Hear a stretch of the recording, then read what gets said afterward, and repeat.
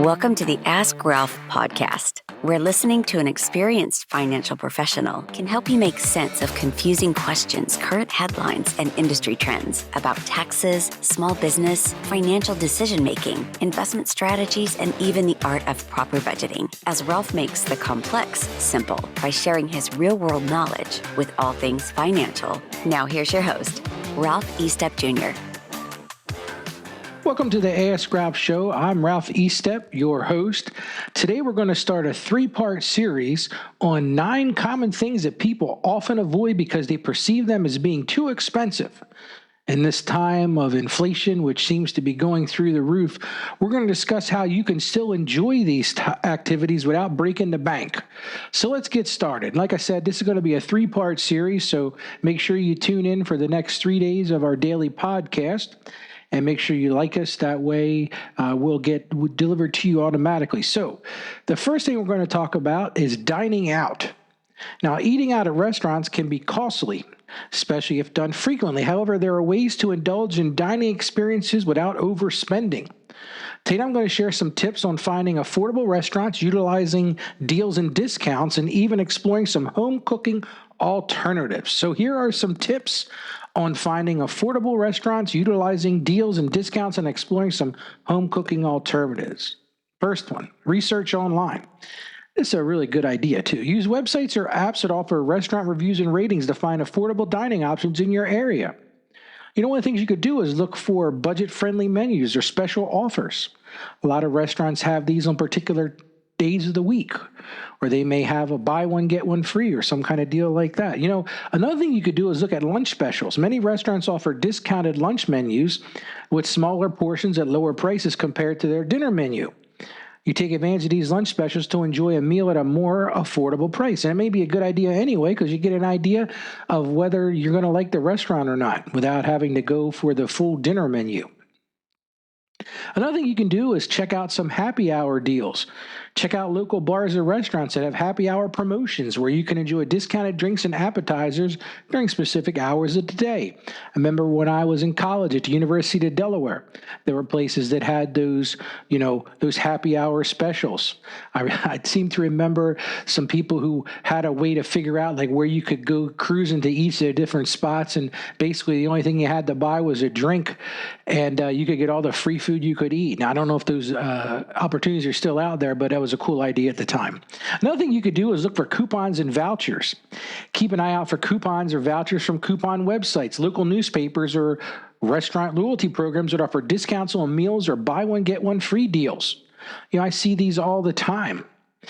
There's also daily deals websites. Visit daily deals like Groupon or Living Social, which offer featured discount dining vouchers for various restaurants in your area. Another thing you could do if you don't mind getting some spam mail is sign up for email newsletters from your favorite restaurants, as they often send exclusive deals, discounts, or even freebies to their subscribers. My wife and I like to eat out, and we take advantage of this by joining their loyalty programs, which is the next thing I'm going to talk about, loyalty programs. So you can join loyalty programs offered by restaurants you frequent, as they may provide perks such as earning points towards free meals, birthday rewards, or exclusive member-only discounts. And like I said, the only thing that I think you need to be wary of is that you may be setting yourself up for, getting some text and some email. So you might want to select an email that you don't use for your daily communications, but something you use just for coupons. Another thing you could do is take advantage of delivery and takeout apps, utilizing food delivery apps like Uber Eats, DoorDash, Grubhub. I know there's probably more than that now. Seems like those things are proliferating every day, which sometimes offer special promotions and discounts on certain restaurant menus. You also can save some money by not having to order drinks. Another opportunity is home cooking alternatives. Consider preparing meals at home instead of eating out all the time to save money while still enjoying delicious food. Explore online recipes and cooking tutorials for inspiration. This can be something that can bring you some enjoyment to your life. Another thing I highly recommend is meal planning and bulk cooking. Plan your meals ahead of time by creating a weekly meal plan and shopping list based on sales at grocery stores near you. Preparing larger batches of food that can be portioned and frozen for future meals, saving you time and money. Also saves you that dreaded, what are we going to have for dinner? And the final thing that we talk about here for eating out, ways to save some money, is the potluck dinners. It's kind of a cool idea. You can organize potluck dinners with friends or family where everyone contributes a dish, allowing you to enjoy a variety of foods without the burden of cooking everything yourself. Remember, finding affordable dining options doesn't mean sacrificing taste or quality. With little research and creativity, you can enjoy delicious meals while staying within your budget. What's another thing that people are really looking to save money on in these times of inflation is traveling. Traveling is a dream for many, but can seem unattainable due to high costs associated with flights, accommodations, and activities. We're going to discuss some budget-friendly travel options such as off-peak season trips, staying in alternative accommodations like hostels or vacation rentals, and take advantage of travel rewards programs. Here are some budget-friendly travel tips. Off-season travel, and this may seem like a no-brainer. Consider traveling during off-peak seasons when prices for flights, accommodations, and attractions tend to be lower. Research the destination's shoulder seasons or time when tourist traffic is lower. It might be a more enjoyable experience anyway. You won't have to deal with the crowds. Just be wary of, the weather conditions and all that sort of thing. Another thing you consider is using alternative accommodations. Instead of traditional hotels, explore alternative options like hostels, guest houses, or vacation rentals through platforms like Airbnb or VRBO. These can often provide more affordable and unique experience. Just make sure you do your homework on these.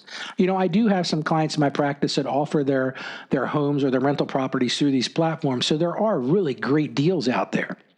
The next thing is travel rewards programs. Take advantage of travel reward programs offered by airlines, hotels, and credit card companies.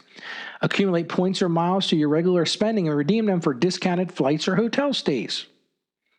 Another idea while you're booking flights is looking for flexible dates in flight search engines. Use flight search engines that allow you to compare prices across different dates and airlines easily. Being flexible with your travel dates can help you find cheaper fares. You can look at a particular vacation plan that you might have, and perhaps leaving on a Friday is not the best option. But if you were to leave on a Saturday, maybe you'll get more affordable flights. And the same thing with a return. Another option is local transportation and walking. Opt for public transportation or walking instead of expensive taxis or rental cars whenever possible to save on transportation costs while exploring your destination. My wife and I and my son just got back from a trip to Germany. We did a lot of walking and local transportation. Another thing you can do is look for free attractions and activities.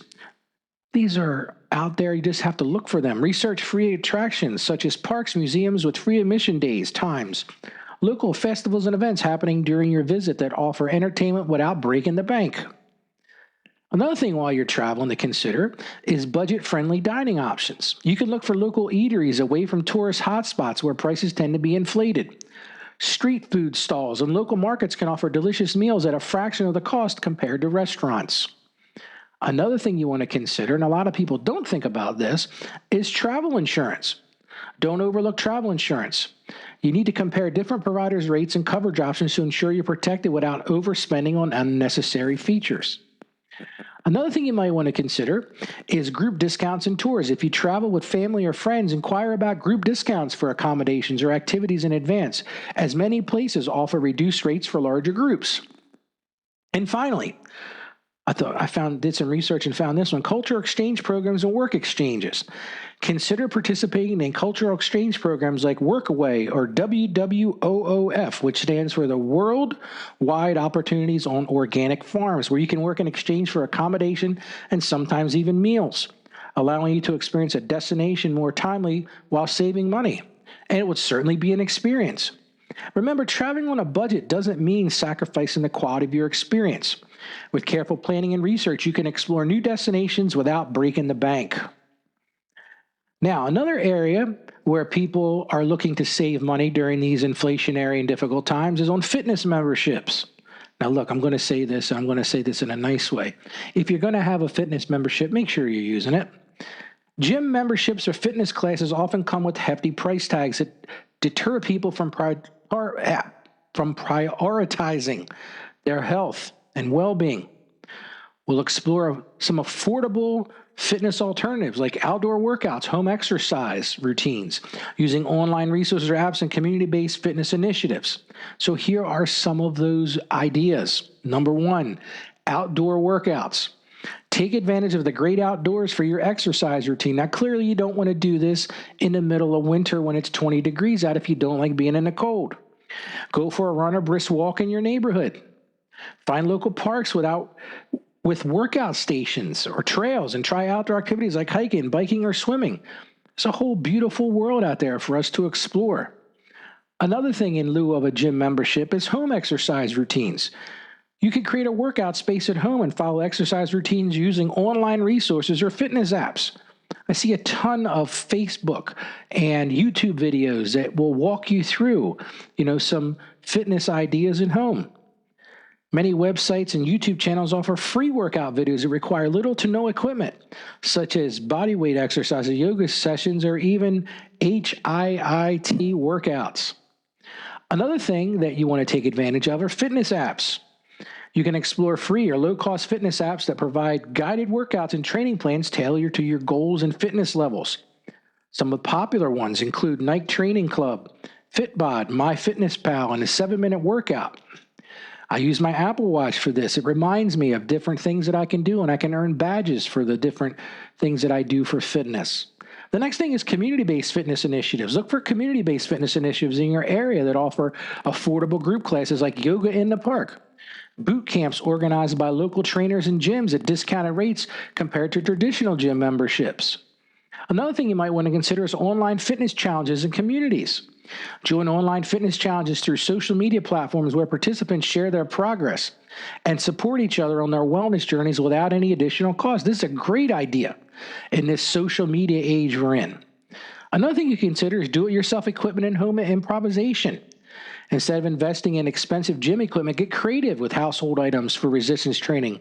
For example, using water bottles as weights, or use resistance bands, which are relatively inexpensive, but versatile tools for strength training exercises. Now look, I'm going to take a break for 1 second. I am not a fitness instructor, so you need to make sure that you consult with someone to make sure you're doing these things correctly. Another thing is your local recreation center and community center. Check if your local recreation centers or community centers offer affordable access to facilities like swimming pools, basketball courts, tennis courts, where you can engage in various physical activities at a lower cost than private gyms. Another thing you can consider is getting involved in group exercise classes and studio introductory offers. Many boutique studios offer introductory offers such as discounted rates for first-time visitors, so you can try out different classes like yoga, Pilates, or dance without committing to a long-term membership. Remember, staying active doesn't have to be expensive. By exploring these affordable alternatives, you can maintain a healthy lifestyle without breaking the bank.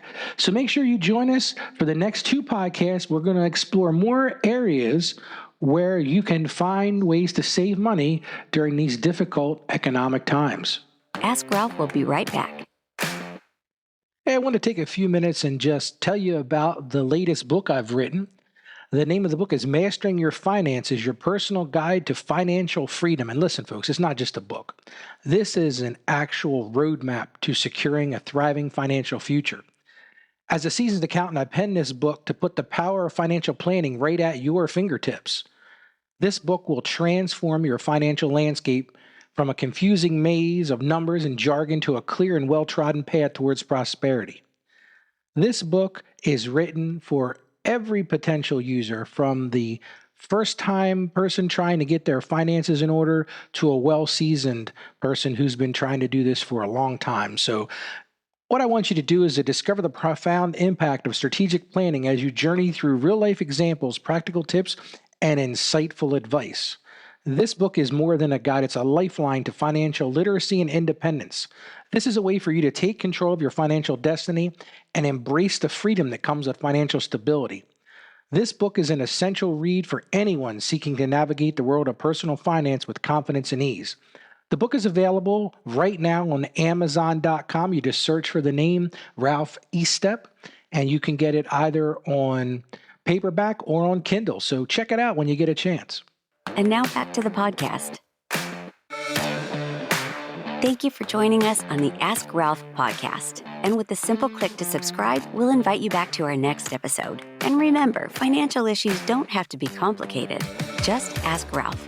The information contained in this episode of Ask Ralph is based on data available as of the date of its release. Saggio Accounting Plus and Ask Ralph Media, Inc. is under no obligation to update this content if changes occur. Applying this information to your specific situation requires careful consideration of all facts and circumstances, and any information provided is not to be considered as financial, tax, or legal advice. Please consult your tax advisor or attorney before acting on any material covered.